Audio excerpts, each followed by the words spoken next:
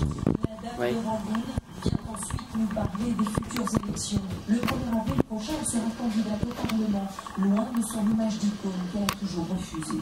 Je crois que nous devrions tous commencer par avoir le sens de l'humilité si nous voulons exercer la démocratie comme il faut. Les élections, un défi pour son parti, affaibli et tout juste légalisé. Au siège national, on vend des t-shirts, on prépare la campagne comme on peut. Et Aung San Suu Kyi a dû convaincre ses militants de faire un pari impossible, faire confiance aux militaires qui les ont persécutés pendant des années. Je pense que le président Thein Sein est sincère, mais je ne sais pas quel soutien il a au sein de son gouvernement. Je crois que nous ne sommes pas encore en sécurité. Une prudence partagée par le ministre français, notamment sur les sanctions internationales.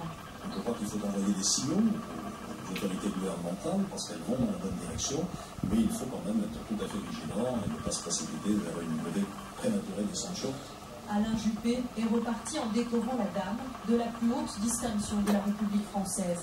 Dans son discours, Aung San Suu Kyi a parlé de Victor Hugo, inspirateur de son combat politique.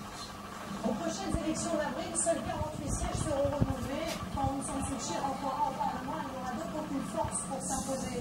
Mais le régime a déjà annoncé qu'il lui ferait une place, peut-être même au gouvernement.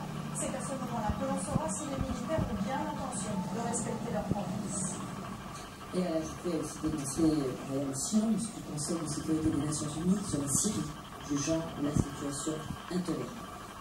Toujours à l'étranger, des images impressionnantes d'un immeuble de 5 étages qui s'est effondré à Beyrouth, au Liban. Les autorités